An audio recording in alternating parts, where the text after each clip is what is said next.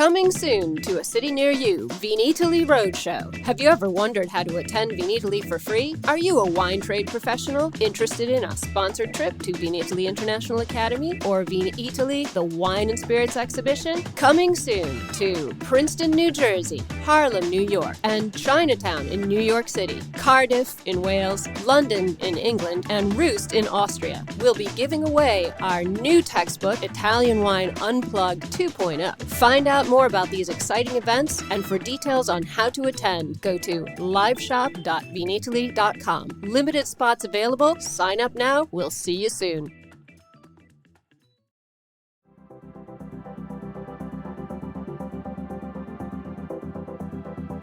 Thanks for tuning in to Get U.S. Market Ready with Italian Wine People on the Italian Wine Podcast. I'm Steve Raye, your host, and this podcast features interviews with the people actually making a difference in the Italian wine market in America, their experiences, challenges, and personal stories. And I'll be adding a practical focus to the conversation based on my 30 years in the business. So if you're interested in not just learning how, but also how else, then this pod is for you.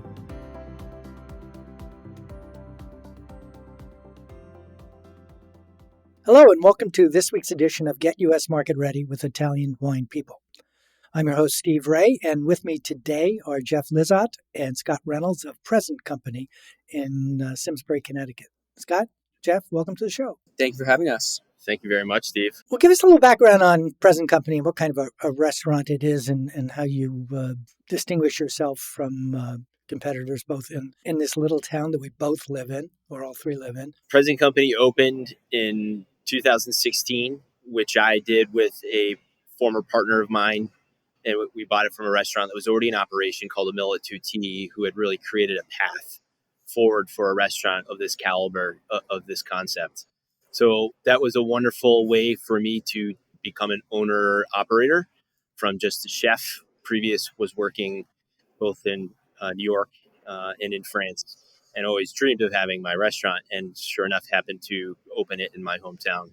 So we've been operating since 2016. We've been growing. Scott Reynolds, my general manager and wine director here, started with us in 2016 as well, and started his way up from an unlikely position as what we call a dish dog or dishwasher here in the back kitchen. And now he's running the show pretty much. Yeah, well, we'll get into a little of Scott's background in a moment. But one of the things I want to point out about Present Company is, I guess you can call it a high-end restaurant, but it's much more of a foodie restaurant in terms of farm to table in that vein, and also the quality of the food and the cuisine and the creativity, the dishes served and so forth. So it stands apart, from the rank and file of restaurants, both in this little town and in this part of Connecticut. But I think there's something more that distinguishes the restaurant beyond just the quality of the food, which I found to be distinctive. Tell us about what your philosophy of service and presence is. I think what distinguishes most, Steve, is that we're chef owned and it's a single operation, and this is it. I think that's really unique and rare. Where it once I think was maybe taken for granted, and people always associated restaurants were run by the people that owned it. That's a very different picture now with these groups and these sort of corporate mentality when it comes to, which is a very simple trade and an old trade in hospitality. So kind of old school, and I think people really like that, and it goes along with our concept of providing a European old fare with excellent service and wines in a charming setting. I think some of the best compliments we get sometimes from our guests is when they say it reminds them of some place in Paris they ate or a place in New York that they love. That really is a great compliment. Yeah. No, I just think that leads to kind of our culture and our ambiance that we've built over the past 6+ years now, both with our staff and our guests. It really has come a long way. So, Jeff, you spent a couple of years in France, and I guess would say that you're more French-oriented. We'll get to the Italian side of things, but comment on that? Yeah, I worked at, pretty much as a young cook working in French restaurants. I was always interested in French cuisine. Ended up landing me in Le Bernadin in Manhattan shortly after I graduated from Cornell, the hotel school. And while I was there, I got an opportunity to actually tour Bordeaux for 2 weeks and learn about the wine production. It was through a wonderful foundation that's still around called the Jean-Louis Paladin Foundation. And that was a very, enlightening trip for me. And I had made up contact with the former, patron, I will call him, and chef, owner of La Tupina. Was my first job in a bistro in Bordeaux for this man, Jean-Pierre Zaradakis. And we started there. And then I worked for him for a year, another year at 2-star Michelin restaurant in Grasse called Bastide Saint-Antoine. So all in all, I had about 2 years of iconic, amazing experience working abroad in France, which then brought me back to Connecticut in hopes of opening up my own little French version of a restaurant here. Okay, and in terms of old school, Cornell's a great connection. I went there and also do a lecture there every year, so I'm glad that we have that connection. You talked about Le Bernadin. Did you know Aldo San? Was he there when you were there? Fortunately, I was there before he started with Eric and Maggie. But yeah, I mean, I've met him, and what he's done with the wine program is incredible. Yeah, he has. I had a lot of experience with him. I'm remiss that I didn't get to work with him. Yeah, he's a special character in the wine business, particularly when it comes to Austrian wines, but certainly Michelin star restaurants. Well, let's talk a little bit about Italian wine. And Scott, that's your specialty. So you started as a pot washer, and now you're general manager. How long did that take, and what do you attribute your meteoric rise to? Took about 4 years, I guess I would say. I kind of attribute that to wanting to learn. I never said no to anything. You want to wash dishes? Sure. You want to learn how to do some prep work? Sure. You want to serve? Sure. You want to learn some more about wine? Absolutely. I'd love to. And that's kind of led me to here. We are French at heart, so I wouldn't say Italian wine's my specialty, but with this menu we just did recently, it was an Italian wine, so I said yes to tasting a lot of Italian wine. So when I first came and I saw that menu, and you started out with a Lambrusco, you had a Barbera there, you had a bunch of wines that most Americans would not be familiar with as Italian wines. I think people who are into the farm to table and high-end cuisine probably are, but still in all, particularly the Lambrusco, that's kind of like an unusual one to feature. What was the strategy behind that? Strategy behind that was, so many places do Prosecco and Cava and that kind of thing, and Lambrusco is just something different.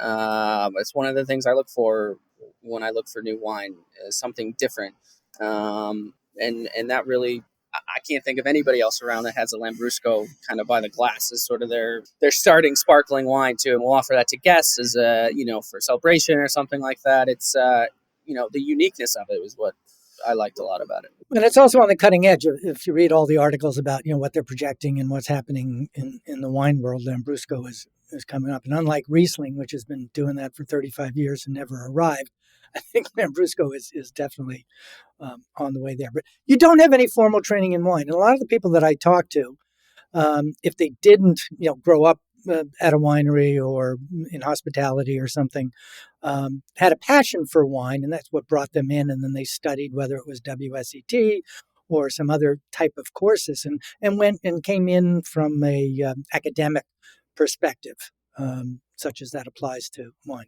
You didn't, and yet, as case in point, about a couple of these less than familiar varietals. How did you get educated when you're running a business at the same time? It was basically by tasting. We have a couple of our reps we use from our distributors helped me out a lot at the beginning with offering to taste things, and that's continued to today.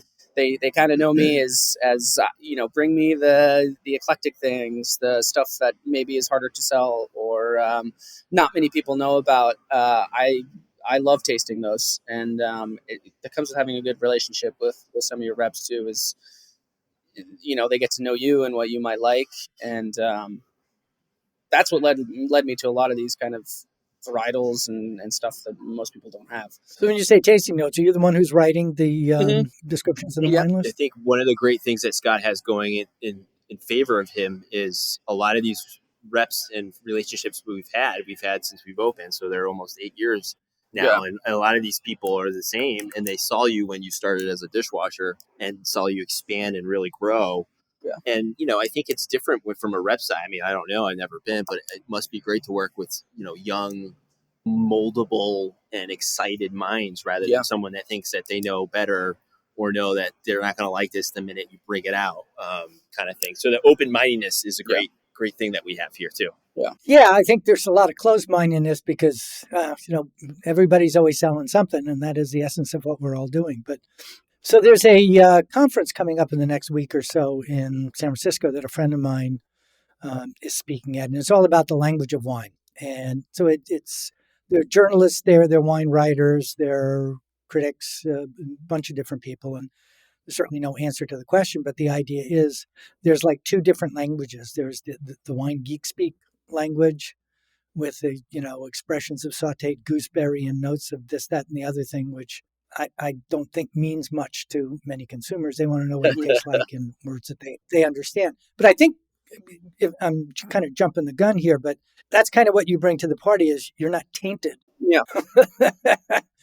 by all the geek speak. No, I find it frustrating too. And, I don't put too much stock into these online ratings and what the websites are saying. I look at it, of course, and just to see and kind of get an idea of things. But it frustrates me when you hear, cassis and all these things, and you look it up and you go, "That is cassis." Oh, I try to do it as approachable how I would like to talk about wine. I hear these things sometimes, and it just, what the heck does Flint taste like? What, I don't necessarily know what that tastes like. So how can I? Yeah, or mineral or sapid. That's one that always throws me, says high sapidity. I've heard concrete before, which is a weird thing to describe wine as. But, well, there was a great TV blurb that I saw where Gary Vaynerchuk of Wine Library was on the Ellen show, and he was addressing this term about what does wine taste like. And people say dirt, right? So he had some dirt there, and he made Ellen eat dirt, earthy and all that kind of stuff. And I think, we use words like that, or people use words like that as metaphors or similes, as opposed to something else. I mean, at the end of the day, it's a particular chemical, right? So the taste of bananas is this isohexyl, whatever it happens to be. And the taste of peanuts is this, that, and the other, leather and tobacco and all the same thing. But that isn't the words that people use. Tie that in with the layout of the restaurant. And for listeners, the unusual thing there is this restaurant is designed with about 6 seats at the kitchen. So it's essentially in the kitchen. There's like a bar on one side of the kitchen and no wall. And you sit there as a guest, and you can interact with the chefs and watch what they're doing and see the magic happen and all that kind of stuff. But it takes the concept of kitchen visible restaurants a little further. You didn't need to change that. It was there. How did you guys capitalize on that? Yeah, the biggest thing I think you said it is the interaction.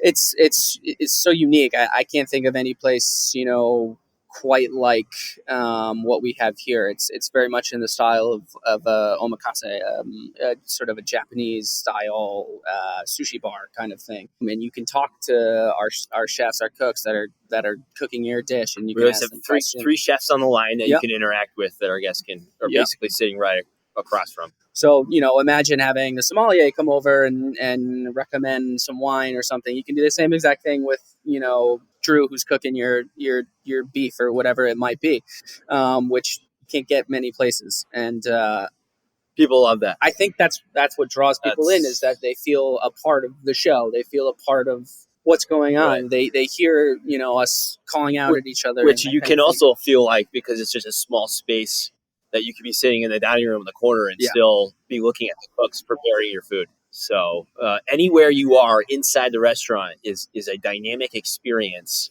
where the walls have been taken down and everything's transparent, and it's a show, and you can see all the cool stuff that's happening. And it's fascinating. People just love it. So who is your target audience? Is it affluent, college-educated? Yes. Suburban? You said it. Yeah. I mean, that's our target.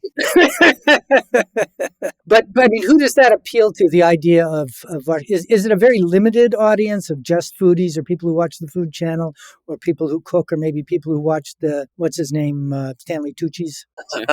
Yeah, which is a great show. I love. Yeah, I think you got a mixed bag of everything, but I'm sure we definitely cater towards a little more sophisticated clientele, especially those who are into whether cooking at home or follow restaurants and cuisine. That is such much more prevalent than it was, I think, even when I was growing up.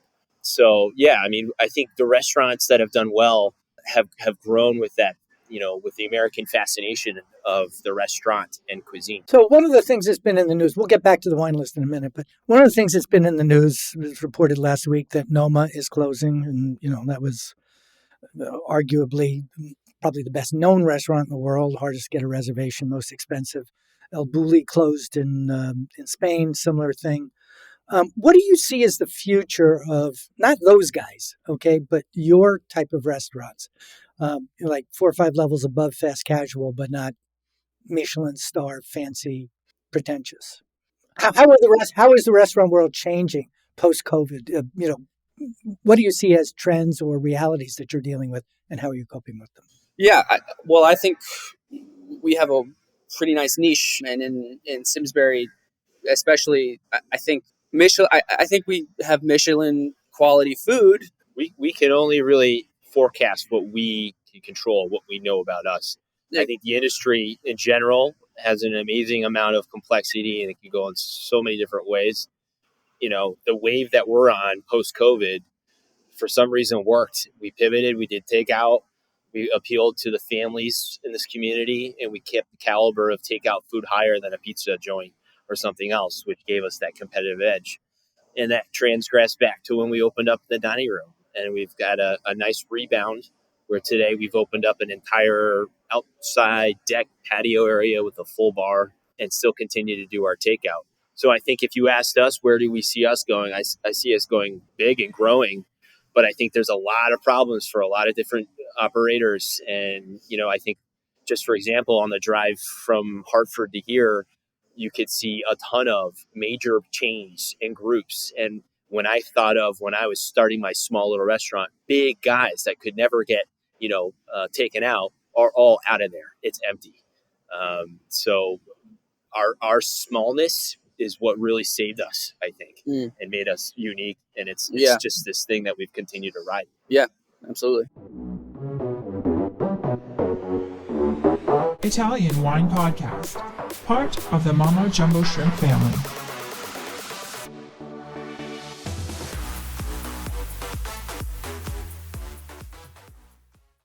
All right, so let's shift on over to the wine list. It's a very eclectic mix. Obviously, I can't show it to everybody on a podcast, but I was very impressed the first time I saw it. I imagine anybody who knows anything about wine would look at it and say, wow, there's some weird shit here. Or there's some good weird shit here. Somebody knows what they're doing. If they don't know a lot about wines, they have an eclectic taste. I think as a consumer, you look at that, and if you're dining in this kind of restaurant, you probably have that or approaching that in terms of levels of familiarity with wine. What is the philosophy of the wine list? I look for a few things when I select wine. First off, is it good? I mean, very basic. The second thing I'll look at is sort of, the price point and will it sell? That's another factor. And then the other thing I'll look at is kind of the accessibility of it. Like I said, I don't put a lot of weight into, what Vivino or Wine Searcher. And of course I look at it, but, I've tasted really good wine and gone on there and go, oh, that's a 3.5. I mean, that's ridiculous. That should be way higher. And I don't put too much stock into it, but I'd like it to be on there. And I like, a lot of people come in and the first thing, if they like something, they'll take a picture of the bottle and scan it right on the app and they look it up and they say, okay, where can I buy this? Is it around? So I like eclectic wines that, not everyone has, but at the same time, it's tough to find, kind of that balance. And then I like using Wine Searcher a lot. Yeah. When he brings in wines that I don't know and he's not around for us to sit and talk, the Wine Searcher app is my favorite. Yeah. And then I always come back to is it good and what's the price point? Can we sell it? It's kind of what it always boils down to. What about matching the food? I would think that would be up there too. Yeah. That, of course, that as well. Like for when we change menus frequently, like we do, that it gives me a lot of freedom to do different pairings and things. And that's a big part of what we do too. We offer a chef's tasting menu that we offer pairings with. We'll pair your pre-fee menu if you'd like to do that kind of thing. So we look for that as well. That gives me a lot of flexibility too. But there's a lot of good wine out there that a lot of people might think is harder to sell, and I like to bring that in. That's we've kind of found our niche there. Okay, and you have a very good selection of wine by the glass, and not just like the cheap stuff. Which brings me to the question of pricing. How do you guys price? Typically, it's double your wholesale price. Is that what you do? And is that all the way through from low price bottles to higher price bottles, or how do you calculate price? No, it depends. It depends on the wine. Typically, the higher it goes, kind of the less markup typically. But we're also kind of in a unique spot here where I am able to charge maybe $1 or so more per glass for things that other places might not be able to, just based on our clientele, based on the type of food we have, based on everything like that. So it's not an exact formula, I would say, because it depends on the wine. Flexible. It's flexible, because then otherwise we do multi-course, it's 3-course menus or 4, or sometimes people are doing the chef's tasting, which, I shouldn't say sometimes, it's quite often. Trending more and more, our guests will do a 5-course tasting menu, which we offer. And then you're talking 5 different pairings. So it gives Scott the ability to open more wines, float more wines, and be more flexible with how he then goes about pricing. Yeah, I think some people get kind of locked into like a formula, and you can kind of miss out on some good wine that way. So there's a philosophy out there of, there was an article in the Times not too long ago about, buy the second lowest wine on the list, or trying to outthink the strategy of whoever was doing the wines. I got the sense, looking at your wine list, that you were cherry picking cherries, pearls. I mean, wonderful things there. So it was not just, hey, this is an interesting Italian IGT or, non-traditional wine, but it's a unique one within the confines of that category. So Connecticut's a franchise state. And for those of my listeners who don't understand that, it means that the actual definition is you can't fire a distributor once you hire them. The practical application of that is you find a different lineup of distributors in franchise states. And franchise states include not only Connecticut, Massachusetts, New Jersey, Georgia, Nevada is a franchise state. So if you just go a few miles west, or more than a few miles, 60 miles west, and be in New York, you'd have a completely different set of wholesalers. In Connecticut, there isn't anybody really that even covers the whole state. It's kind of a patchwork quilt. So you're not going to just one big guy like Southern or Breakthrough or something like that. But that's what that's kind of the way things are. How do you get more exposure to these new things when you can't just say, oh, well, I'll call my Southern guy and they'll bring over whatever's new? Yeah, the key for me is sort of variety. I work with 6 or 7 different distributors. Some of them, really small, to maybe 100 different wines in their book, and it's a really boutique-y, maybe small French profile that I really like. So it just I get a lot of different variety of things, and so when I'm looking for new stuff, I'll text 4 or 5 reps, and I'll say, here's what we're thinking about the new menu. Here's what I'm thinking. Let me know what you have. Come by with an appointment when you're ready, and I'd love to sit down and taste. And if you want to bring some things that aren't on there that you maybe think I'm missing, I'd love to do that. I try and taste. Jesus, you sound like an ideal customer. I haven't seen that happen very often, but okay. But yeah, I try to taste. Everybody loves Scotty. Yeah, maybe not once a week, but oftentimes once a week. You have the ability to, you have the time, and I always advocate for him to do so and sit down. The more exposure he has, the better it is, and the more experience he's going to gain, and the better the wine list in the restaurant's going to be. So giving him the time and the freedom to do that, I think is. So do you get involved in it too, Jeff, or do you guys collaborate, or just when you have a moment, or? Not as much as I would like to. I, talk about me all day long, but I won't get into it. That I float around a lot between the kitchen, between administrative stuff, between new projects.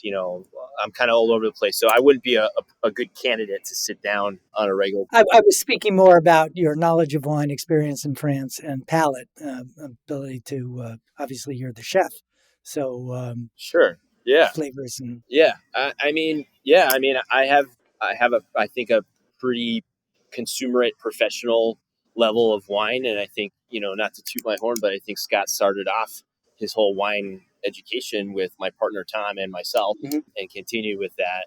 And, so we introduced him to a lot of things, I think the first time you ever had non-vintage champagne was probably with us here. Yeah. You told me once I always have to have a Sancerre on the menu. Yeah, well, sure, but that was one of the first things I remember. I don't know why. that was before Sauvignon Blanc became a thing. Yeah. No, I don't want Sancerre. I want Sauvignon Blanc. Oh, okay. Yeah, but no. To answer your question, more or less, I give Scott the lineup, the freedom to do that. I don't get involved unless he asks me to. Okay, so when you buy, are you typically buying in broken cases? Are you buying in full cases? Are you buying for a 3-month period? How does that work? Typically, I usually will buy whole cases. The more expensive the bottle, typically I will break up a case then, just because, we have about 60, 65 seats. So I don't go through a ton of wine, but, anything by the glass, I'm buying by the case. And usually before we've been limited with space, and since we have expanded and gotten bigger, we've increased kind of our storage power and our buying power a little bit. So stuff in the summer, when white wine and rosé is going, I'll bring in cases, a few cases at a time of some things. But typically I stick to cases at a time, which lasts us, depending on the wine, anywhere between a week and a month. Okay. So one of the issues on the table with a lot of people that I deal with in Europe is this question about 6 or 12 bottle cases. Actually, it's more on the spirit side than the wine side, but it still holds true. Do you have any comments on that or observations? I love 6 bottle cases. 6 packs. 6 packs. Just the flexibility, because a lot of times we'll have, we'll get case breaks for more so liquor than wine, but wine sometimes as well. So we'll get case breaks. I prefer to just do 6 packs at a time. It just gives you more flexibility for the tasting menus, especially with new stuff that I'm not quite sure will sell. I'll start with a 6 pack. If that rips, I'll bring in a couple more. It just gives me a little bit more kind of flexibility. Okay. And how long does a typical wine stay on the menu during one, I think you say 3-month periods where you change menus? Yeah. Within that 3-month period of time, is it basically the same core wine list, or do you shift in and out? I shift in and out kind of always. There'll be a few on there that'll remain constant that I've grown fond of and that sell really well. For example, I always have a California Cabernet on by the glass. That's just kind of a necessity. Or a California Chardonnay I always have on by the glass. And those will go, I go in and out of those a couple months and I'll switch it up. A couple months and I'll switch it up.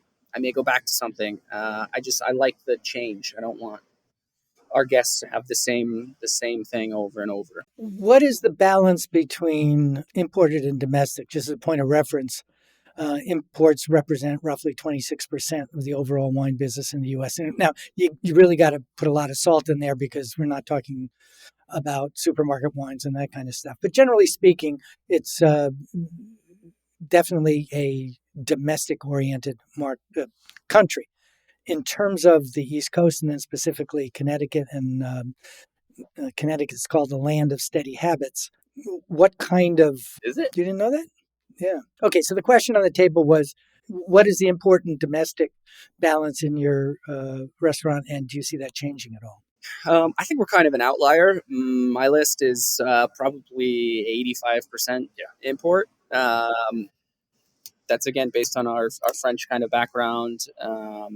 It's just sort of my palate. It's Jeff's palate. We've just kind of grown that way.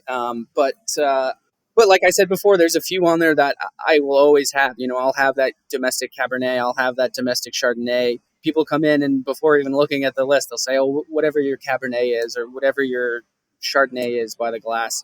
But I think that's changing. I think imports will become a bigger part of everybody's lists. I think. Is that part of the consumer's journey? I think so. Yeah, absolutely. I think a lot of people start, I hate to say it, but they go, California Cabernet. Oh, I like California Cabernet. Okay.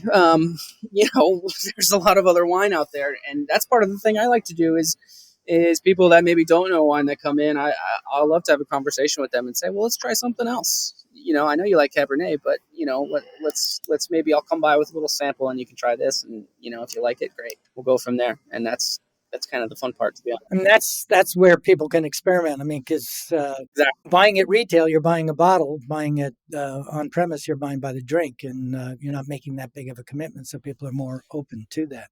Do you see any new varietals or styles coming that are distinct here in Connecticut or in the U.S. as a whole? Lambrusco, like you said, I've been a big proponent of Lambrusco. I mentioned Sancerre before. Sauvignon Blanc in general has exploded. Primitivo. Yep. Yeah, we keep hearing about that. Well, Pulian wines in general and Primitivo in particular. Mm-hmm. And then South America, Chile. Oh, really? Chile has some wonderful, wonderful wines. One of my favorites, Don Melchor, and that's great value for a fabulous wine. A few Carmenères that are phenomenal. Do you find them hard to sell? I've worked with Wines of Chile for many years, and that was a tough one. Yeah, more so. More so than. We don't carry that many, so yeah, I don't do it often. Oftentimes I will use it on tasting menu. That's my kind of special spot for it. It is very versatile too. Well, contrast that with Malbec. Now, one of the good things was Malbec became very popular, and Argentina became very popular because of it. But then everybody associated Malbec with Argentina and Argentina only with Malbec. So success became a problem. Well, hopefully after they won the World Cup, it might help. Yeah. So I think it's more of a beer market for that, but that's just me. You use the Resi service? Yeah. Tell me how you use that from a marketing perspective. Obviously, it gives you a much clearer idea of who's coming. You have a pretty aggressive follow-up with customers to make sure, not to make sure that they show up, but to make sure you don't end up holding the bag on a lot of things. How else do you use Resi, and what do you think of it in comparison with Open Table? Yeah, Resi I found to be a lot more user-friendly on my end and on the guest end. I feel like, first of all, we used to use Open Table a couple years ago, and then we switched. But they have some really, they break down data very well. So we use a separate service, Campaign Monitor, it's called, for our email kind of correspondence. We do promotions and stuff on there, and we'll tie that into Resi. What is drawing people in? What isn't drawing people in? What are the best times to be doing sort of our promotions and stuff like that during the day, and also day of the week, for example. Things like that is all very important. The Campaign Monitor service that we try to do one or two kind of things a week, just blasting new information, new menus. That's a big one. Different promotions, stuff like that. We just, we're continuing to evolve and get the word out. Loyal clientele base is huge for us. And so we rely on the community and the word of mouth kind of still. And I think we have a very sustainable, healthy community to support a small restaurant like us, with plenty of room to grow if we stick to what we're doing. It's just, it takes time. I was naive to think that a few years after buying the restaurant, I would have, things figured out. And it really takes time to, especially in this, which is a lovely community, but is very hard to penetrate from a market standpoint, based on some of just the trends that have done well here. We're different, and we've proved that to everyone, and we're continuing to evolve. I think in the best way. One of the things I like to do is to end my interviews with a question about what's the big takeaway. We've just touched on a lot of different subjects here, but most of the people who listen are in the trade, so they're in the wine business, the restaurant business, hospitality business, both on the buying and selling and shipping and all that kind of side. Of what we talked about, to thinking about a trade audience, what would you say is the biggest takeaway from our conversation? Biggest takeaway for us is, honing in on our beverage program. Sitting down with you and talking with you and discussing gave us a really great way to self self-analyze and, reflect upon what we're doing right now, assessing where we're great at, what we could do better at, because there's always room for improvement in this business. And what's great about us is we're still so young and eager to get going that we can adapt quickly. We've proven that, and we're always bringing in something new to the experience of dining with us at Present Company, whether it be something from the beverage world or something from the kitchen, and plain old hospitality. That's what it's all about. And Scott does a great job of creating that atmosphere and that vibe that is so essential to what Present Company is. Cool. Our guests this week are Jeff Lizotte and Scott Reynolds of Present Company, which is in Tariffville, which is a little hamlet in the village or the town of Simsbury. Thank you for being guests this week. We really appreciate your time. Thank you, Steve. Thanks, Steve, for having us. So that's Steve Raye signing off for this week. Tune in again next Monday, and we'll have another interesting discussion on Get U.S. Market Ready with Italian Wine People. Thanks again for listening. This is Steve Raye with Get U.S. Market Ready with Italian Wine People on the Italian Wine Podcast.